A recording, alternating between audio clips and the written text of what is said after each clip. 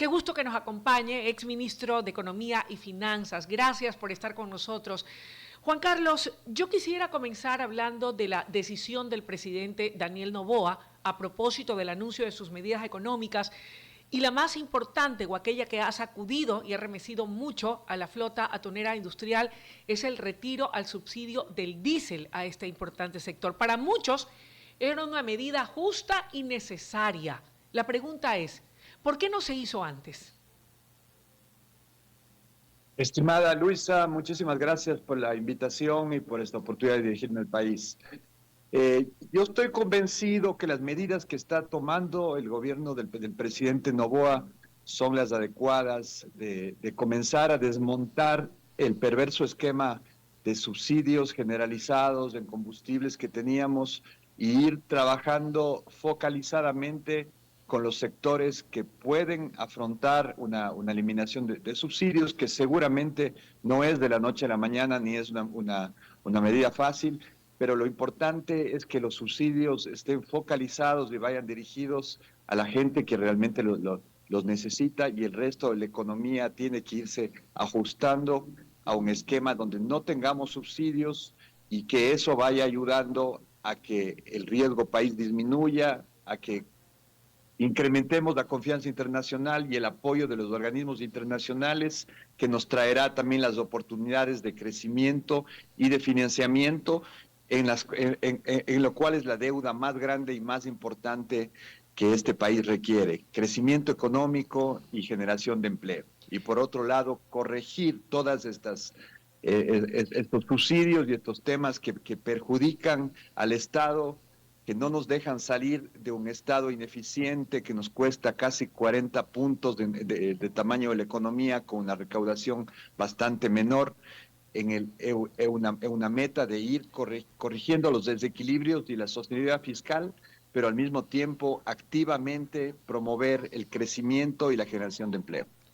Economista, 40 puntos. ¿A cuánto equivale eso? Entiendo que los 40 puntos de todo el presupuesto general del Estado se refiere exclusivamente a lo que el Ecuador lleva, el Estado ecuatoriano, sobre sus espaldas, el fardo de los subsidios solamente. No, ese es el tamaño del Estado en relación a la economía, que realmente el número exacto del año pasado fue 38. Eso, comparado con estado de alrededor del 20% sobre la economía que teníamos alrededor del 2006, 2007, luego fue creciendo a un ritmo muy acelerado y llegó al punto más alto alrededor del 2014, y luego con la crisis de los precios del petróleo comenzó a caer los ingresos petroleros, y por otro lado está la recaudación fiscal de impuestos, que es solamente alrededor del 20-21% del tamaño de la economía, y ese descalce tiene que ser cubierto con petróleo y con deuda. Esa es la razón por la que el crecimiento de la deuda luego del 2017 ha sido tan acelerado. Economista, fíjese usted que ni bien se hicieron los anuncios, el riesgo país bajó a 968 puntos. Y cuando hacemos la reflexión de cómo lograr que ese riesgo país siga cayendo, automáticamente se encienden las alarmas y dice uno, ¿será que van a crear más impuestos? O, como se ha hecho con este primer paso, deberán irse eliminando paulatinamente el resto de subsidios. ¿Podría usted, de su experiencia y de su conocimiento, podernos indicar a cuánto equivale el pago del Estado en materia de subsidios por sectores, desglosando cuáles son todos los subsidios que debe cubrir el Estado ecuatoriano y que lo dejan sin recursos para poder atender el pago de la deuda social? Los que están contemplados dentro del presupuesto del Estado, obviamente los más grandes son los relacionados a combustibles, donde estaba el subsidio a las gasolinas de bajo octanaje, que ya se eliminó, o más bien se focalizó, y los que tienen esos subsidios son solamente los taxis, las tricimotos y las camionetas rurales. Por otro lado viene el subsidio del diésel, que es un subsidio muy grande de alrededor de 3.000 millones, y también está el subsidio del gas licuado de petróleo, que es un subsidio que tiene un componente y un impacto hacia la gente de menores ingresos muy alto y que es el más complicado de remover. Pero esa es una carga fiscal muy grande, y si es que uno viene analizando por todos los años y toda la carga que han representado estos subsidios, gran parte de la nueva deuda que ha tenido que adquirir el país para cubrir el déficit se ha ido en sostener esos subsidios que, como todos sabemos, gran parte de los que no necesitan salen a otros países, gran parte de ellos financian economías ilícitas. Entonces, el impacto global y el costo global es realmente negativo. Y es muy importante ir, en cualquier familia, ir balanceando los ingresos con los egresos, porque si que uno sostenidamente tiene más egresos que ingresos, eh, termina acudiendo a los avances de la tarjeta de crédito, a endeudarse con chulqueros. Llega un punto que la economía familiar explota. Lo mismo le pasa al país. Entonces, en el país tenemos que entrar en un rumbo donde vía recaudaciones, vía impuestos, que sean lo más progresivos y lo más equitativos posibles para que no afecten a los más pobres, ir balanceando que nuestros ingresos nos alcancen para cubrir nuestros egresos. Y por otro lado, también viene el tema del lado de los ingresos, del tamaño del Estado, de ir regresando hacia un Estado que vaya más en línea con lo que podemos sostener con nuestros propios ingresos, y de esa forma tener una estabilidad fiscal, tener capacidad de pagar con nuestras obligaciones en el exterior y tener un riesgo país que nos permita salir a tomar deuda en los mercados internacionales de deuda, como lo hace Colombia, como lo hace Perú, como lo hace Chile, cuando el Ecuador la única opción de financiamiento que nos queda son los multilaterales, porque tenemos un riesgo país tan alto y unas condiciones de déficit tan desequilibradas que hace que no tengamos otra opción de crédito que no sea los multilaterales, como es la situación actual. Usted ha dicho y ha hablado de la necesidad de ir hacia un ajuste del gasto público. Ya se puede vislumbrar con estas primeras decisiones del presidente Noboa en este segundo mandato, poder tener un flujo de al menos 500 millones de dólares anuales. Obviamente es una cantidad pequeña frente al déficit de la caja fiscal de 4.000 millones, pero si hablamos de hacer más ajustes y de achicar el tamaño del Estado, ¿en qué otras opciones o por dónde deben darse esos recortes? Además de haber retirado el subsidio a la flota atunera y de haber creado una tasa de fiscalización al sector minero que le permitiría más o menos, según trascendió, poder recaudar por ese concepto más de 200 millones de dólares anuales. Claro. Lo que es importante entender, por un lado, tratar de recortar los gastos innecesarios, que realmente es un trabajo bastante fuerte, pero por otro lado, ahora sí hay una oportunidad clara de tener un crecimiento de la economía, donde al crecer la economía, crece la recaudación, la relación del tamaño del Estado con la economía en general baja, y eso va ayudando también al mismo tiempo que se genera más inversión, más empleo, a reducirse en términos relativos el tamaño del Estado, a incrementarse la recaudación y entrar en un círculo virtuoso positivo de ir entrando en una situación de balance fiscal.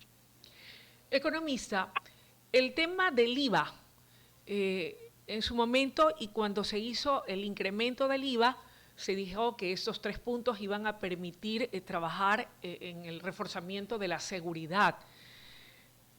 A partir de ahora en adelante, en este nuevo mandato de 4 años, ¿qué debe hacerse desde su respetable opinión y de sus conocimientos con este impuesto al valor agregado? ¿Debe mantenérselo per se? ¿Debe reducírselo? ¿O por cuánto tiempo más cree usted que lo vamos a tener vigente? Es importante siempre referirse a lo que pasa en la región. tanto Perú como Colombia tienen IVAs de 18, 19%. Con el 15%, el Ecuador todavía apenas está en el promedio de Latinoamérica. Entonces, el IVA del 15% se debe sostener porque el IVA del 15% ayuda a sostener todos los servicios del Estado, los servicios sociales, porque el tema de la inseguridad y la violencia no solamente viene dado por darles más recursos a las Fuerzas Armadas y a la policía, sino por eh, que el Estado cumpla con todos sus servicios sociales a nivel de guarderías, a nivel de salud, a nivel de educación. Todo eso es parte de más sostenible, con más oportunidades que les permita salir de la delincuencia y dedicarse a opciones que mejoren su calidad de vida y de esa forma, de una manera global, resolver las raíces de la inseguridad y no solamente los síntomas. Economista, sin embargo, aquí yo me hago esta pregunta y no la hago como periodista, la hago como una ciudadana más, como seguramente muchos de los que están escuchando esta entrevista.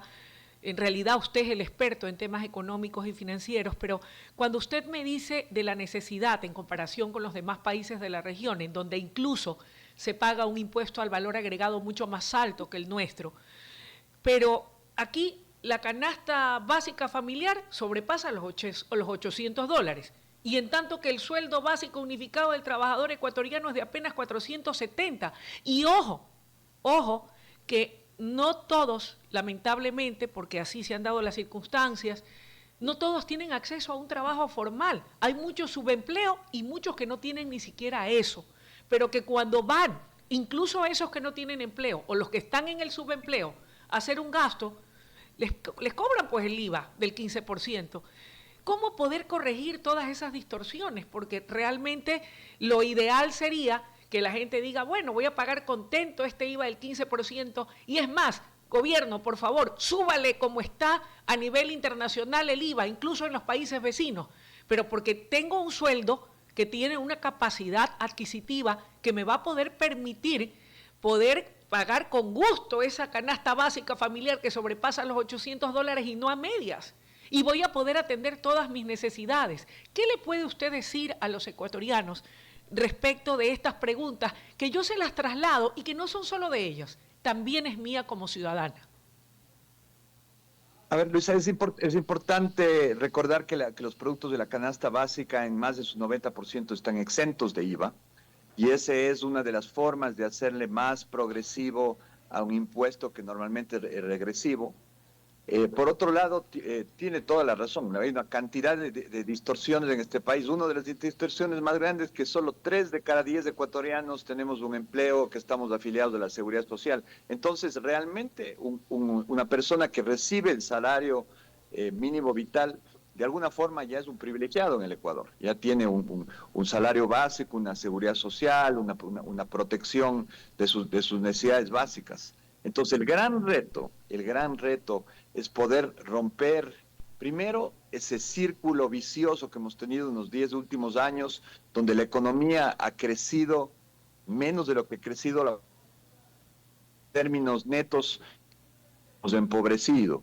El reto es destrabar las barreras que ha tenido este país con tantos recursos mineros, petroleros, capacidad de generar energía, de turismo, agroindustriales, para que entremos de un círculo vicioso positivo de promover las inversiones y de generar empleo, y que por lo menos más de la mitad de la población tenga un empleo adecuado y pueda acceder a la canasta básica y mejorar sus condiciones de vida y eliminar todas estas distorsiones que no nos han llevado a ningún lado, que es un esquema de subsidios, de excesivo gasto público, que cuando suben los precios del petróleo subimos los gastos, pero luego cuando bajan los precios del petróleo y la producción no tenemos una manera de ajustarnos. La realidad de las finanzas públicas es igual que la realidad de cualquier empresa o de cualquier familia. Si es que uno no tiene suficientes ingresos para cubrir sus gastos, entra en una situación de crisis que afecta a todos y desequilibra las finanzas personales de la empresa o en este caso del país. Hay que buscar un equilibrio fiscal, pero al mismo tiempo promover activamente que vengan las inversiones tanto de los mismos ecuatorianos como de empresas extranjeras interesadas a venir a invertir en minería, en petróleo, en energía, en turismo, en agroindustria y entrar a esquemas de crecimiento de 5, de 6% por año que van muy por arriba del crecimiento de la población y permiten que muchas personas salgan de la pobreza y tengan oportunidades para vivir mejor, que es lo que todos aspiramos. Es lo que todos anhelamos. Dos cosas muy puntuales para dos respuestas concisas y apelo Luisa, a su capacidad. casi no le estoy escuchando. ¿Me escucha ahí? ¿Me escucha el ahí? audio está muy, muy bajo. Por favor, ¿podemos subirle un poco más a mi audio? El entrevistado indica que no nos escucha muy bien. ¿Ahora me escucha mejor? Le escucho mucho mejor. Perfecto. Sí, le decía, tengo dos temas que no quiero que se me queden fuera y voy a apelar a su capacidad de resumir. El uno, el alto porcentaje que también paga en subsidio el Estado ecuatoriano para ayudar al pago de las jubilaciones a quienes están afiliados al Instituto Ecuatoriano de Seguridad Social. ¿Cuál es la situación del Instituto Ecuatoriano de Seguridad Social? Porque entiendo que no es una decisión que se haya tomado, ni mucho menos, sobre todo porque sabemos que ese organismo siempre ha sido más la demanda que lo que pueda generar en todos los órdenes. Su economía no es la más saludable, pero quisiéramos saber cuál es la realidad del Instituto Ecuatoriano de Seguridad Social y cuánto tiempo más podrá el Estado ecuatoriano, en crisis en sus finanzas, seguir pagando ese subsidio que equivale a un monto de cuánto a la fecha.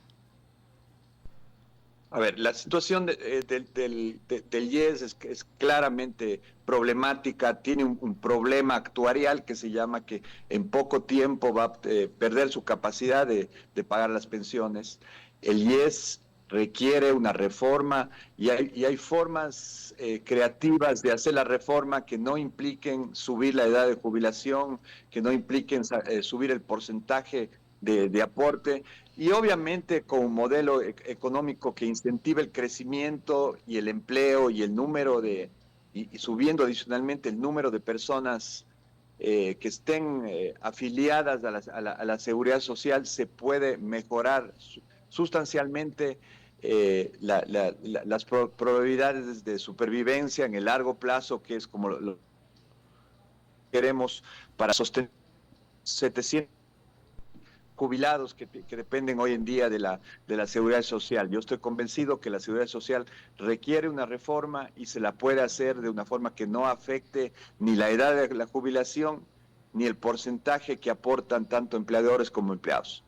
Bien, eso me queda claro. Entonces, ahí hay una tarea importante para la Asamblea Nacional y obviamente deberán estar afinando, porque ese es un detalle que creo que es prioritario y no puede esperar. Y finalmente, ¿cómo complementamos el déficit que todavía tiene la caja fiscal?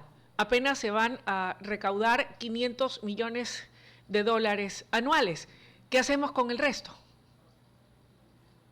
O sea, es una combinación de incrementar ingresos y bajar egresos, trabajar en los temas de las empresas públicas, que también ha sido un lastre muy grande para las finanzas públicas del país. Se está emprendiendo unas auditorías. Yo creo que se tiene que ir más profundamente a unas auditorías de gestión y a unos planes de cambiar la forma como operan. Eso se puede conseguir inclusive apoyo internacional, entrar a esquemas de manejo internacional, como en algún momento, por ejemplo, se hizo en el año 2000 en el Banco del Pacífico, traer firmas expertas en reconversión de empresas públicas, convertirlas en empresas eficientes, en empresas sólidas, con una gobernanza diferente, porque están en sectores como en el sector de la energía, como en el sector de las telecomunicaciones, donde hay oportunidades de trabajar de una forma diferente y de hacerlas eficientes, y en lugar de ser una carga para el presupuesto general del Estado y para el país, se conviertan más bien en una fuente de generación de riqueza. Economista, gracias por habernos acompañado en esta mañana y por compartir con nuestra audiencia sus valiosos conceptos y criterios. Le agradezco y espero poder contar con usted en una futura oportunidad. Avíseme cuando venga por Guayaquil para tenerlo aquí en vivo. Claro, claro, siempre a las órdenes. Aquí de Cuenca, yo estoy más cerca de Guayaquil. Un gusto estar con ustedes. Un buen día. Un placer. Momento de una pausa luego de escuchar al economista Juan Carlos Vega, exministro de Economía y Finanzas, quien ha señalado que tomando las acciones correctas se puede, sin lugar a dudas, corregir las distorsiones de la economía en el Ecuador que permitan flujo para poder atender la deuda social. Momento de una pausa, ya volvemos. Cuando regresemos, sabemos que ya se encuentra aquí en las instalaciones de WQ Radio la ministra de la Mujer y Derechos Humanos, Ariana Tanca Maquiavelo. Con ella estaremos abordando importantes temas inherentes a su función, una interesante entrevista que no pueden perderse. Ya volvemos.